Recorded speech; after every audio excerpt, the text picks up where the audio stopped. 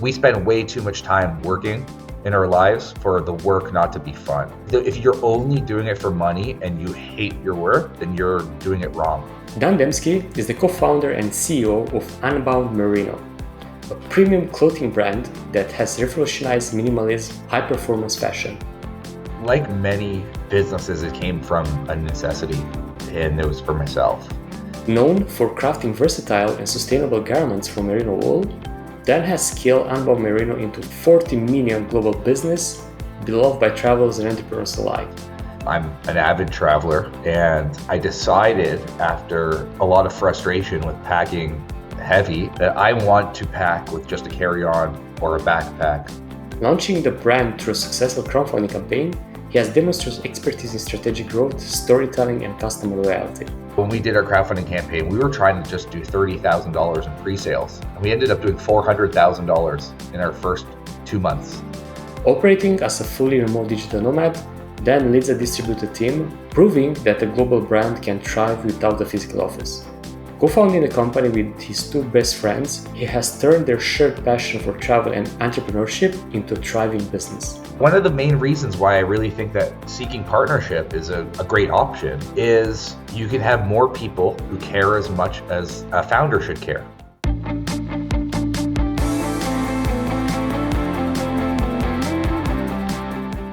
Hey Dan, welcome to the Nomad Solopreneur Show. Hey, thanks for having me. My pleasure. Dan, if someone stops you on the street and asks you, who are you? What do you say to that? I'd probably say, I don't even know, man. I don't know who I am. I mean, if someone stopped me on the street, I definitely would be like, I'm Dan, bye. But if I had to talk about myself, I am a co-founder of Unbound Merino, and we're an apparel brand, a direct-to-consumer apparel brand that helps travelers pack light when they travel. Why that? How you came up with the idea to build a brand that helps travelers to travel light? You know, like many businesses, it came from a necessity, and it was for myself. I'm an avid traveler, and I decided after a lot of frustration with packing heavy and having to drag bags around, especially in places where it's inconvenient, that I want to pack with just a carry-on or a backpack wherever I go. I don't care if I'm going away for 1 week or 6 months. I want to do a carry-on. That was something I decided many years ago. And when I started to actually do that, I realized how difficult it is to pack with just a carry-on. And I went on a pursuit to try to find the best and most efficient way to do that. In doing that, I discovered merino wool clothing, and it's kind of like a miracle fabric. I'm wearing all merino wool.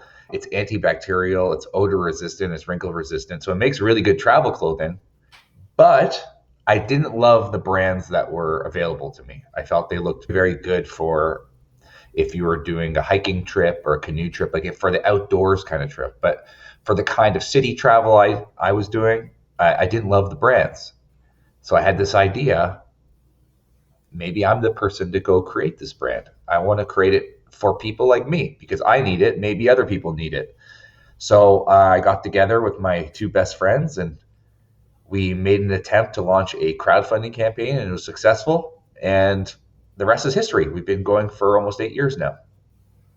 And I love the fact that you went on that route to actually validate it to a crowdfunding campaign rather than just thinking that you have a great idea and start, batching a lot of production and then crickets. And can you go a bit in details? Because some people that listen to us might have, amazing idea. They want to solve their own problem, but they might not know how to run a crowdfunding campaign and launch a product or an idea to the market. You know, I think success in business has different stages. And the first stage, I think, is the hardest stage. That's, have you found product market fit? And a crowdfunding campaign is an amazing way to show you if you do, because you have to put your all into the campaign. You have to come up with a brand, you have to have the products, you have to have really good sales copy to pitch people on the idea, you have to have a video and photography. You need everything, right? So if you are unsure if you have product market fit, the crowdfunding campaign is a nice way to sort of piece it all together. In our case, we needed to do it because we also didn't have any money. Like I had another business and I was kind of doing okay there, but I didn't have all this money sitting there to like take a stab at starting this new business. So the crowdfunding campaign was a way for us to test the market and see, are there a few people or a lot of people or no people that can hear what we're pitching and decide if they want to buy. So when we did our crowdfunding campaign, we were trying to just do $30,000 in pre-sales, and we ended up doing $400,000 in our first 2 months. So Wow. we felt like it was proof that there are people who want to buy our product, and that's how we knew that we were able to start. So, I mean, crowdfunding campaign doesn't work for every brand or every product. It's for one example. There's a lot more men on crowdfunding campaigns, so our product was originally just for men. That maybe worked well for us. Some products do better than others, but it's a great way to sort of scratch the itch and test in a low risk way if people are going to be into your product. And they were for us. So we went full steam after that. I want to like roll a bit back the time. Since you mentioned that you have to do all those things like copywriting, video production, to have some products actually to put out there. And you mentioned that also that you didn't have the money. So how do you put all those together? Like the co-founders that you work with, they're skilling that, for example, copywriting, or you are skilling that. I know that you used to run a creative agency. So you use all those skills in order to put all those stuff together, or how did you do? Yeah, I mean, I started I originally started with just one of my buddies, and we got to work. We met every few days before work or after work, and started planning like what are the things that we need to look after. We need to find manufacturers, and we need to find t-shirts that fit the way we like, so we can show them how we want our fits to be. And all these things we started to figure out without knowing what we were doing, but we didn't feel comfortable piecing together like a tight, good brand. Like, what's the brand name going to be, and how are we going to speak about the brand? And then we brought in our other friend who worked as a creative director at an ad agency. So we were working with what we have. I've always worked with partners. I like having people who are all in with me. And I'm lucky in that my partners have complementary skill sets to me. Like what they're good at, I'm not very good at. And what I'm good at, they're not very good at. So that's luck. And luck is a huge part of it. But, you know, we had some easy advantages. I mean, we were from a marketing background, so we had the ability to do a lot of the marketing ourselves. My previous business was a video production agency. So when it came to doing a crowdfunding video, it was easy for us to do. For some people, you can't just make your own video or at least make it well. So you have to find someone that could do it for you. We had no manufacturing background though, so we had to go find good manufacturers. You have to just play to your strengths and supplement where your weakness is with people who can help. But ultimately, the thing that led us to having a good campaign is we just studied successful campaigns before us. So for apparel products, travel products, it didn't matter. It could even be tech products.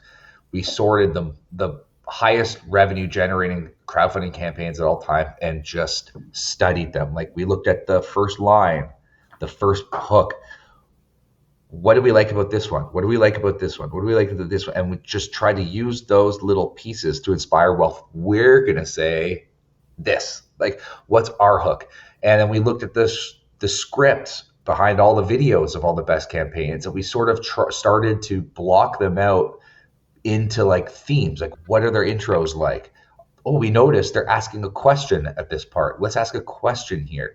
And we sort of just tried to structure everything like all of the winning campaigns. Like we didn't reinvent the wheel here. Like let's just do what seems to be successful. And that gave us a nice little like box to play in. And then we just did our own version of that. And it took us a year and a half. I mean, from the time which we started sitting down, we met every single Friday night after one of my business partners had little babies at the time. So he had to get his babies to bed. And as soon as his babies were in bed, we'd meet at his house and we would work all night.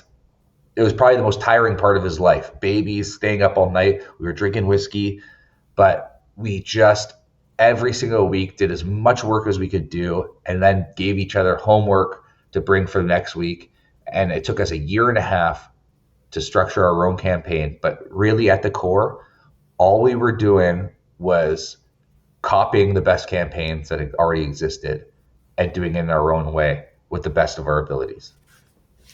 Yeah, that's smart because in most cases, reverse engineering what already worked might work for you as well. And of course, it's not always the case, but if you have a bit of experience and you guys clearly had that and brought all that experience together, it's always easy to spot patterns or things that work well and so on. And since a lot of those that listen to us are either solo founders, solopreneurs, or aspiring solopreneurs, and you leverage so well on partners, please sell us, because I'm a solopreneur as well, sell us the power of finding the right fit, the right partner without luck. Like, what do you look at when you search for a partner in business? Well, I think the difference between me and like, so, I mean, a lot of people get into business with their friends. That's what I did. And some people say business and friendship don't mix. I think it mixes very well because we all came into this partnership with a lot of trust, and when things don't go the way that we want them to go, we have enough trust in each other that we can speak very candidly to each other without it being offensive. Like, if I'm not doing well in an area of my work, my business partners will tell me, and it might hurt my ego, but they'll tell me. But one of the main reasons why I really think that seeking partnership is a great option is you can have more people who care as much as a founder should care. So I don't have just me. I have two other people who are founders who this is their creation, this is their baby, this is their life's work, and they're willing to put in the work as hard as I am. And we do it with a level of trust and commitment that I think just makes us, I don't think it's three times as strong. I think it's exponential.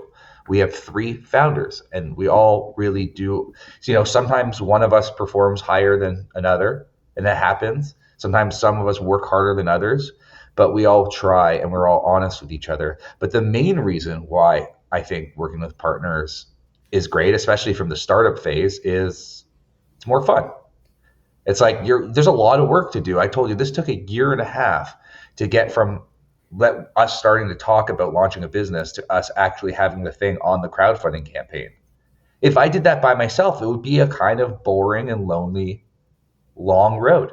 And a lot of people do that, and I give them respect. They have a vision and they see it through, and they close themselves in their lab and get the thing done. But for us, it wasn't boring and lonely and hard. It was fun and exciting. These are my friends. I would be happy to go out to have dinner and drinks with them on a Friday night and just talk about life and talk about our work and have fun. And we were doing that, but we were doing that while starting a company. So it felt like a social and fun experience. So I think more people should try, especially when you're young, high school and college students. They should, instead of going out to get drunk with their friends and watch sports, they should go and try to start a business. It's fun. It's an actual fun activity. And that's what we did. And I've done that my whole life with the same people. And for that reason, we have a growing company together that still feels like fun to run. It still feels like we're having leisurely, enjoyable time. And I wouldn't trade that for the world. That's worth more than a successful business, in my opinion. Convince me to give it a try, because personally I was always reluctant on this, and one of the reasons are the ones that you mentioned, that all those people that I trust are my friends, and I come from a background, a culture where, like you mentioned, doing business with friends, it's a no-go. But when you put it that way, it makes so much sense, because indeed, if you already trust the person, if you have complementary skills with them, if you're aligned in terms of values and the path that you want to take, why not try? What you can lose? Yeah, you might lose some time. And if you seem to not work well together, that you shake hands and you move on. But yeah, that's something to think about it. And once you put this together, you mentioned that the launch phase was super successful. But of course, that's mainly part of your hard work for 1 year or something, plus the leverage of the crowdfunding campaign. What was the next step? Because I know that you grow to over 40 million, the brand. So from that 400,000 to 40 million, it's quite a leap. How that Well, I paid mean, out it's for you? been 8 years, so we've grown steadily. I remember when the crowdfunding campaign finished, we sat with each other and said, "Guys, that was awesome. Like we did that, but we didn't do it yet. We don't have a business yet. When we have a website that sells products and people come to that website and they're buying products consistently, at that point we have a business. Right now, all we have is reason to believe that we might have a business. We know that we have some level of product market fit, but we have nothing more than that. So what's next? Next is we build a website, we launch the website, and we figure out how do we get people onto that website to continue to buy this product. And we continue to release new products and get them to be customers of ours over many years. And that then we have a business. So we got a Shopify theme. And here's the other part that's really good about crowdfunding is when we selected a template for our Shopify store, we selected one that was very easy for us to sort of just take pictures we already have, drop them in, and make it very easy without a lot of web development work. And I remember we were sitting in a coffee shop in the morning, and I was working on like some of the templates, dragging some pictures into the Shopify template as we're getting our website set up. Now, our website was live, but we didn't launch yet. Like we were going to do an official launch to our customers and say, share the code with a friend or whatever it is that we wanted to do to launch. And I remember going onto the Shopify backend. It was in December of 2016 and noticed we had orders already on our website. It was live, but it wasn't even fully like launched, and we never did an official launch. So we realized that moment, I'm like, people are already looking for us because they know us from crowdfunding campaigns. So all of a sudden, like, well, we actually have a business. Word of mouth is getting out there, and people are finding us, and people are buying off us. And that was a feeling I'll never forget. Like, wow, I remember running to our storage locker where we had all of our inventory and packing the orders and shipping them out. But we then were starting to figure out, okay, well, how do we get this thing off the ground and how do we get it to being an actual business where a lot of people are coming to our site and continuing to buy? And that was, leading into 2017. And I met a woman who has a very successful clothing company, and she said, Facebook advertising. You have to do Facebook advertising. And she connected us with a consultant who was more expensive than anyone I've ever talked to. He wanted to charge, I think it was like $6,000 for 2 hours of his time. I've never heard anyone ask for so much money in my life. And I said, okay, you come very highly recommended, but there's no way we can afford that. It's like, he said, you will pay for my cost with profits within a single month of doing work with me. And then I went to my business partner and said, okay, this guy is saying he guarantees we'll be making so much money off what he teaches us that it's worth, like, let's put our own money in and let's just try this out. And he taught us so deeply how to do advertising that we scaled so fast that we couldn't even keep inventory in. So he more than paid for himself. He paid for himself within a couple of days. And at that point, we're like, okay, we figured out a way to get people to our site. We figured out how to do this advertising. And it was just starting to boom from there. So it was like a long fuse to get there. But once we had the site up, once we had product in our warehouse, which was a storage locker, we started doing the advertising and it just started working. And we've been sort of growing from there and growing our marketing competencies over the course of 8 years to the point where it's pretty sophisticated now compared to where it was then. But that was sort of the start. Yeah, I love that since a lot of the times people think that it will take so much longer to get that traffic in, but asking the right question to the right people and hiring the right people, even that they can cost a lot, you can find answers fast and you can find results as fast as possible. And I think that's a lot of food for thought for those that are reluctant to invest in their business, since you cannot know everything. And tapping into that power of the knowledge of others and the experience of others can turn out into success like yours. And to paint a bit of picture for those that are listening or watching, so you start with how many products? And were just the two of you? That's it? No employees at the beginning? Once we got the inventory and we hired one guy to help us fulfill because we do our own fulfillment from our own warehouse. So we hired one guy part time who's now the head of our warehouse. He still works with us to put orders in boxes and ship them out. And I did it with him for a bit, and then he did it himself, and he hired a friend who still works with us as well. And yeah, that was the start. And I'm trying to remember what the question Currently, is. I'm sorry, I slipped here. no worries. And currently, how many? Because I know you're big on remote work. How many employees do you currently have? There's about 30 of us now. And 15, all more than half distributed are in our with warehouse.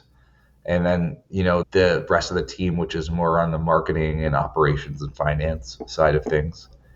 But yeah, so that's impressive. Like in 8 years, from three founders, one warehouse guy, and now 30. Like, and this is the simple example that a business can grow with less than 50 members to multi-million in revenue without, I don't know, having expensive offices, or you ship from a locker like we used that. to. We have a warehouse now. We Yeah. have a proper And now, of warehouse, course, yeah. but yeah, my previous business, we also grew pretty fast, and it was an agency, and we had a bunch of employees, and we had a really nice office, and it was really hard to run. I started this really young, and we hit a little bit of success really young, but the cost of running the business became so expensive because we had so much overhead with our nice office downtown Toronto and our big staff that it was like very hard to run, and we were always running into cash flow problems. So when I built this business, we did it the opposite way. We were like, everything we're going to do as cost efficiently as possible. We're going to be in a storage locker. And then when we outgrew that storage locker, we moved into a bigger storage locker. And we outgrew that storage locker. We had two big storage lockers. And then we had three. And then at that point, we're like, okay, let's get a small warehouse. And every time we grew into a new warehouse, it was because we were literally bursting at the seams. We had too much stuff. We didn't even know where to put it. And we said, okay, well, clearly we can go into a bigger warehouse now. And it was always very affordable to us, given where we were. So we were very frugal with all of the overhead costs of our business. And we just made sure that we had enough cash to be able to manage our growth. And it's a long process because when you're growing and you're growing fast and we have no outside capital and we don't come from money, we have to put all our money back in inventory so that we have stuff to sell. And it's a really tricky and tough process that takes many years. And for many years, we weren't profitable. All of the profits that we make, we'd throw right back into inventory.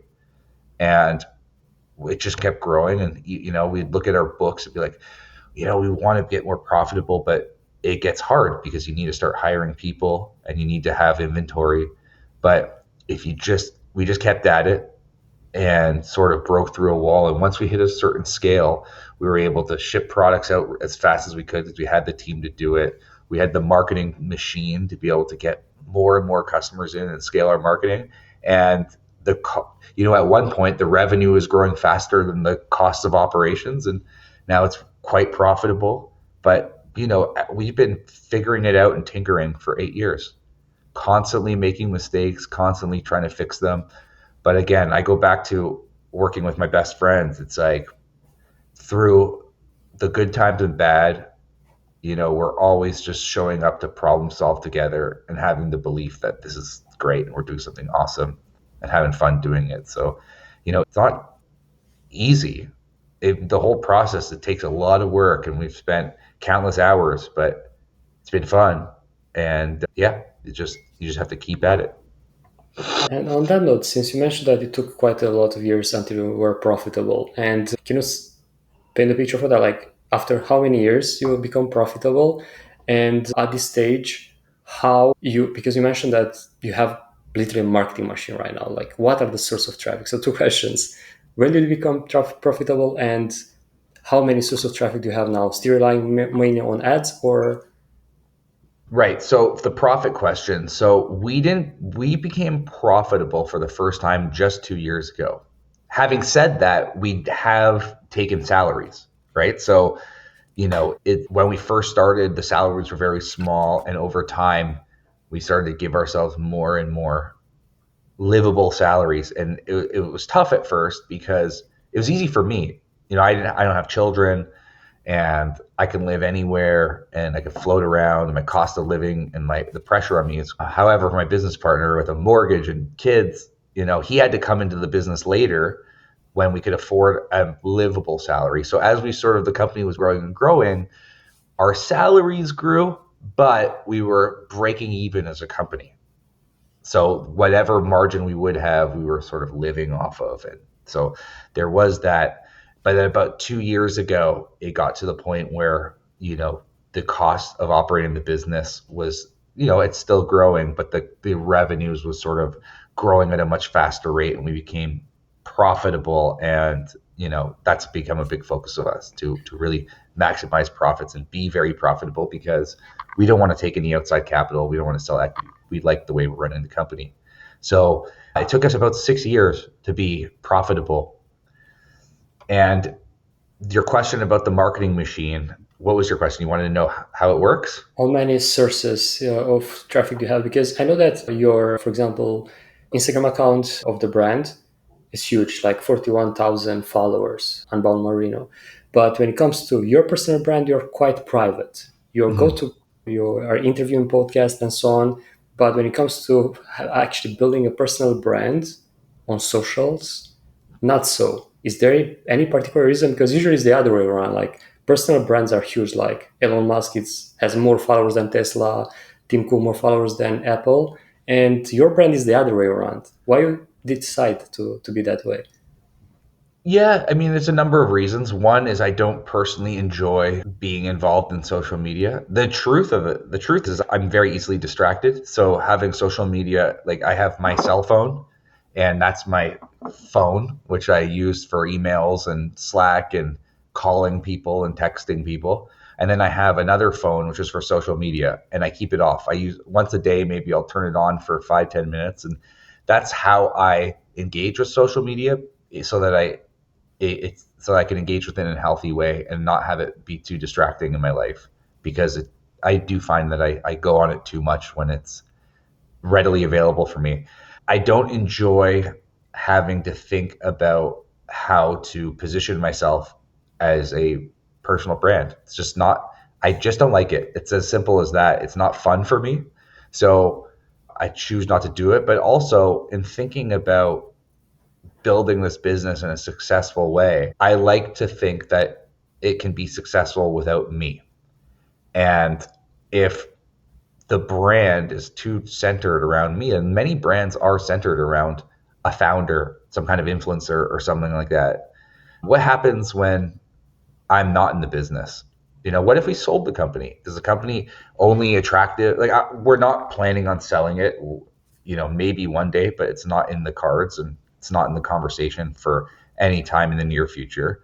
But we would like the option that maybe one day we will. Maybe we'll change our mind. Maybe we'll get bored of this. Maybe we'll want to sell.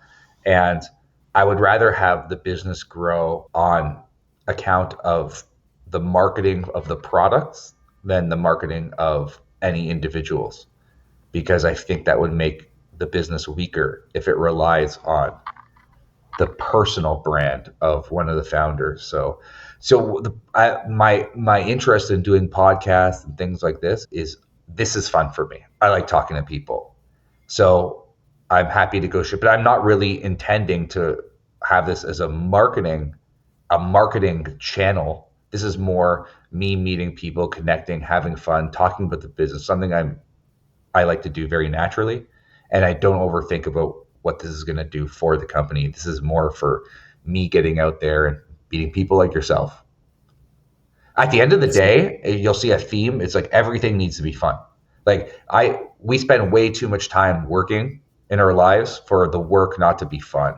If you're only doing it for money and you hate your work, then you're doing it wrong. It's better to do something that's fun for less money than it is to do something that you hate for more money, in my opinion. Yeah, and why I love your perspective, and I definitely resonate with that. Probably some people will say, all right, then that's easy for you to say. Like you found a problem that you had, you find a solution for that. You had friends that you are going along with, and you start a business and was successful and so on. But probably 90% of those that are listening to us are in another situation. Like they work in order to put food on the table. And in that case, like, how do you find something to make a living with it, but in the same time to, like you mentioned, to have fun with it, or how you insert fun in the activities that you do? Because I agree with you, like you cannot make it sustainable long term if you're not enjoying it. That's for sure. Like after a while, you're just be gone. Yeah, so I'm very aware that my circumstances was favorable for me to start this, and some people don't have it as easy as me. For example, my business partner didn't have it as easy as me. He had children, young, like a baby and a toddler. It was very hard for him to be able to start something completely new. And he did it in a way that worked for him. He's like, I need to continue working in my full time job. He made a good salary at an advertising agency. And all of the work he did on starting this business was after hours in the little bits of time that he had. But for myself as well, I had another business. So while I had more flexibility, more time to work on this was still a side hustle, a fun side hustle. So for many people, like if you're young and you have no cost of living, you live with your parents or whatever, and you can take all the risks in the world, that's amazing. What an amazing advantage. Plus, when you're young, you have a ton of energy and a ton of confidence, sometimes arrogance, but it's good. It's good to have that when you're young. Um, you should believe when you're young that you can do anything and just take a stab at it because you'll fail along the way, but that's good for you. But in my case, I had another business and I had to focus my energy there. So this also was a side hustle for me. But the side hustle was built with enthusiasm that we could do something really awesome. This could be a real business. And when we do plan what this business will be, we want it to be the kind of business that we want to, with a life that we want to live. We're not going to go get an office that we all have to show up. We're going to do it remote because we love to travel and we want to work remotely. So we're going to be remote. This was before COVID, so remote wasn't as, ubiquitous as it is today. But that's what we decided, and it gave us the freedom to live the way we wanted to, and it was designed to be fun from the beginning.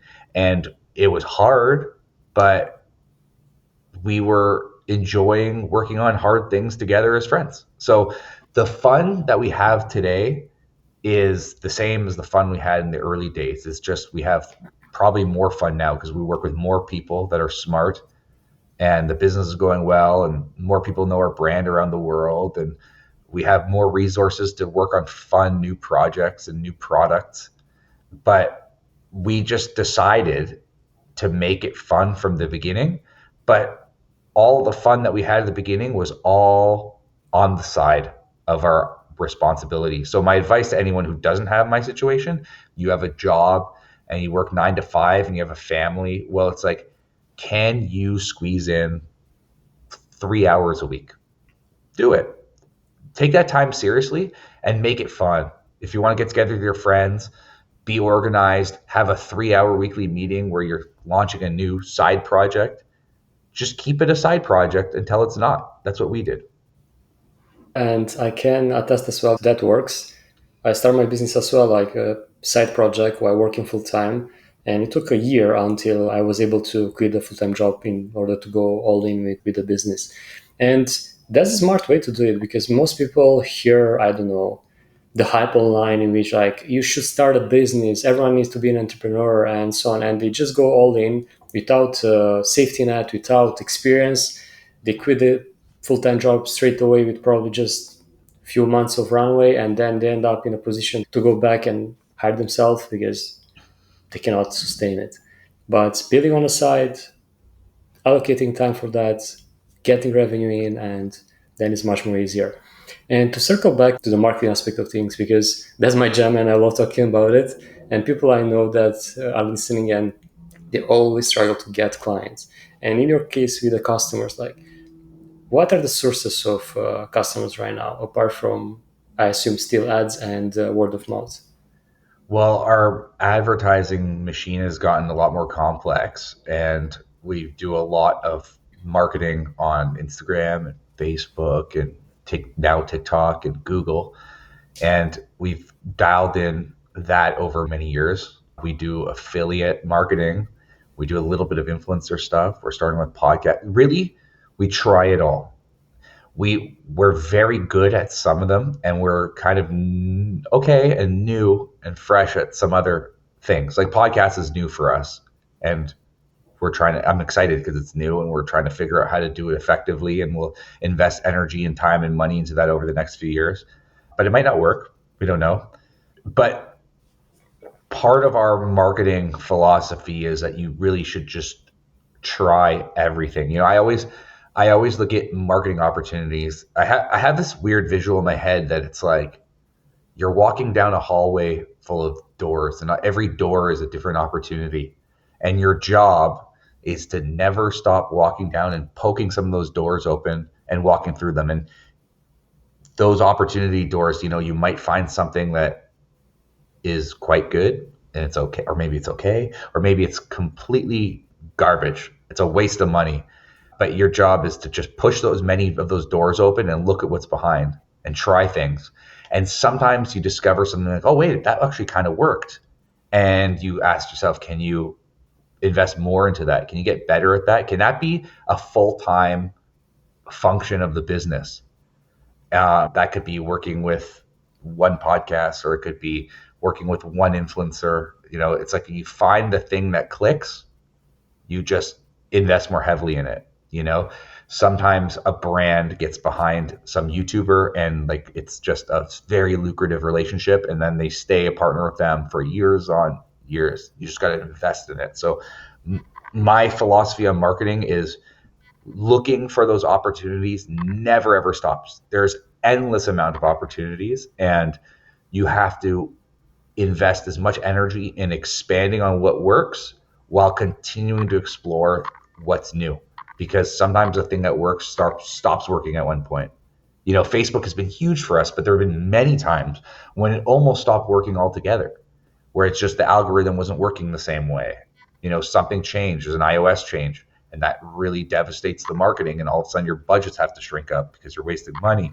So we try not to keep all our eggs in one basket, and we're constantly experimenting with new advertising or marketing. And so get a bit tactical here. For example, once you enter a door, how long you stay there until you say, all right, this is not working for me. Let's go to the next door. That's a good question. I mean, I think it depends. It's always different depending on the channel, but we spend a bit of money. And if you really try to make sure that you have good attribution and good tracking so that you can have any reason to believe that the thing is working. And sometimes it's harder. Like, for example, podcasts, you're listening and you hear an ad and it talks about a brand, and you don't go into the podcast and click the link, which is tracked. You might just Google for it. And then how do you know it came from that podcast? So you try to find ways to figure it out, like a post-purchase survey. How did you hear about us? Podcast, which podcast? And you try to see if you could figure it out. Sometimes the attribution is very clear, like on a Facebook ad, they click on it, they buy, Facebook gets the credit. Sometimes, it's a little bit messy. Sometimes they take credit more than they should, but have to sort of rely on real data, and then sometimes a little bit of gut or a little bit of like figuring it out. We've tried TikTok many times and we failed many times. And our head of finance is like, could we just stop with TikTok? Here's a very classic thing in my company that happens is the data people say, no more money on TikTok. It doesn't work. And I say, and my head of marketing said, we always say, it's not that it didn't work. It's that we haven't figured out how to make it work. It clearly works for other people. We just don't know how. Now, maybe it's our product market fit for that demo. Maybe we're doing it wrong. But we're always like, so the argument becomes in the company, it's like they try to make us spend as little as possible to do another test, and we try to spend a little bit more to sort of test. But if we got any inclination that TikTok was working a little bit more, we'd say, okay, well, we spent $2,000. Let's have five. Let's try five. Let's put it into what we're doing. And every channel is different, but you really want to be realistic and really try to get real data and make data informed decisions. And you also want to use a little bit of gut and intuition, but they have to work together. I think in a healthy marketing effort, you're mostly relying on data and letting your human intuition and gut be sort of the cherry on top. I love that. Indeed, you should start always there with data and then the human touch to make the decisions. And yeah, that's the thing with marketing. At the end of the day, like you well said, it's experimentation. And once you find something that works, you double down on that, rely on data, rely on real human interaction with that. And when it comes to the branding part, since you build a product that started as a solution for travelers that could not rely on the same like old-fashioned brands, like I don't know, sport brands from, I won't name the brands, and so on, that of course they might could be a good fit for hiking, but that's it. And I'm in that situation. Like, for example, it's hard to find a product that suits traveling for an extended period of time without, I don't know, especially in climates like Southeast Asia or tropicals where, yeah, you sweat a lot. So how do you expand the product? Like, how do you stay to the same audience or you expand? How you come up with product ideas? Any of those sorts that can paint a picture of how the brand evolve over time? Well, because we started as a men's brand, it was quite easy at first because I was making the product for me, right? So it was very much intuition. We started with just, and you asked this question before. I remember I said, "What was your question?" I'm going to answer an old question here too. You said, "What did we start with?" We started with just two t-shirts, a V-neck and a crew neck, and each t-shirt was just in two colors. That was it. We also had boxer briefs and socks in one color. And so a very small line. And we felt like that was all we needed to just see if it works. Our whole crowdfunding campaign was two t-shirts, two pairs of socks, two pairs of underwear, and you can reduce a ton of packing and you can go with just a carry-on, right? So that was our whole marketing message. And then when that started to work, we weren't releasing any new products for a while because we were just trying to get the marketing going. But once the marketing started going, we said, okay, now we can start to expand products because we actually have customers and we can probably offer new products. It was very easy for me to think, I know what we need. We need a hoodie because everyone needs one hoodie, like one for the airplane, for the travel. It was obvious to me. So released the hoodie. And then after that, we thought, what's that? Long sleeve t-shirt for sure. That's what we need.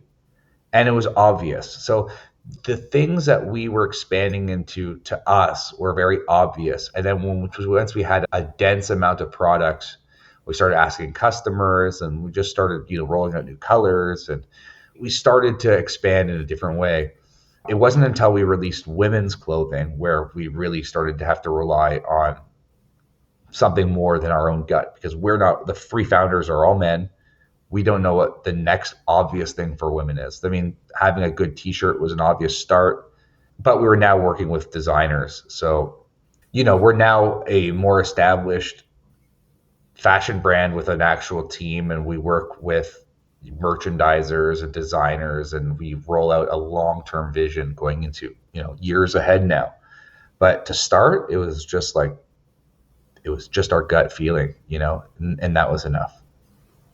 Yeah, I love that because always it's simple, almost all the time it's simple like that. Like you solve your own problem, you know that you need that and that as a product for yourself, and probably someone else will need it as well. And after that, yeah, the voice of the customers, like that's gold. Once they told you, like, I need probably that, that will be a good thing, and go with that. And you mentioned of expanding and so on. Are you still present only online, or your brand is present in other like physical locations where they can be purchased? No, it's just our own website. That's it. We have some plans to expand a little bit, maybe up into 2027, but right now there's only one place to buy our stuff and it's the same as the way we started, just on our website. And that's unboundmerino.com, right? That's right. And it's available to purchase all over the world. All over the world. We ship everywhere except, where we're not legally allowed to send. Like North Korea, can't send there. We would. They're not allowed. Indeed. Awesome. I'll put the links as well in the show notes for those interested. And I'd like to wrap it up with a challenge for those that join us today.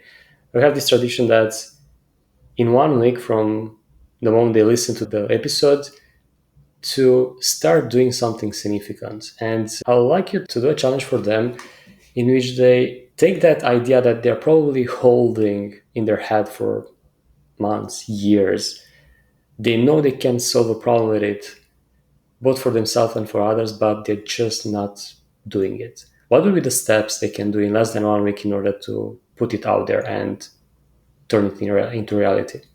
So before we started Unbound, we had a video production agency. We knew we wanted to start a new company, and we wanted to because we felt very stuck in our other business. It was a very tough business to be in. It was very demanding, and I felt like I can't do this for my whole life. I need to find something that's next. This is not going to be my life. So with the same people who I work with today, we'd get together once a week and we would just come up with ideas. That was it. The only criteria we had was we knew we didn't want to be in a service business. We wanted to be in the product business, and we wanted to do only e-commerce, not in retail distribution. Just we have a website, you buy our product on the website and it gets shipped to you. That was it. That was the only criteria. And some other criteria came about as we sort of thought through things, but we would meet up and we'd have a chalkboard or a whiteboard or a scrap piece of paper, and we'd pitch ideas. And the ideas would be anything. Like I remember some of the ideas were so bad. One idea my business partner had was we should sell pickles. And I said, why pickles? He said, because you kind of look like a pickle. You'd be a good mascot. He says, I look like a pickle. I'm like, okay, whatever. No idea what he means by that, but he's like, you'd be a good mascot. I'm like, all right, pickles. And then we thought every idea was a good idea. So we thought about it, and I said, no, it's not going to work because who orders pickles online? Why would you do that? Like, it's like people go get their groceries at the store. They're not going to order our pickles. Plus, how do you ship pickles? And we can't ship them internationally. So we would take an idea and we'd try to, you know, see if it's viable or not. We had ideas for selling art prints and all of these ideas. But we had an intention to find something that made sense. And we kept trying and we kept trying. And we did that. This is a full year before we started Unbound, just for fun, just coming up with ideas. When the idea for Unbound came around, it ticked all the boxes. I'm like, this is like, there's room in the market for this. No one's doing it this way. It's something that we can actually make ourselves. It's kind of an expensive premium product, which is nice because, we can sell it for a lot of money. And, I'd rather sell fewer items for a lot of money than lots of items for less money. It's a lot easier. There was a lot of things that we sort of realized would be good or bad, but we kept trying. So when the idea of, nobody is making merino wool clothing that is versatile in the way I would like it to be, I had this, oh, wait a second, we could do it because I was already trying to think of what it is. So you can't just sit down and say, I have a business idea, I'm going to start it. It's like you want to give it time and think about if it's viable. And that's a good place to start. So if I were starting from scratch today, what I would do is I would do exactly that. I would sit down with the people I want to take a stab at this business with and say, let's talk ideas.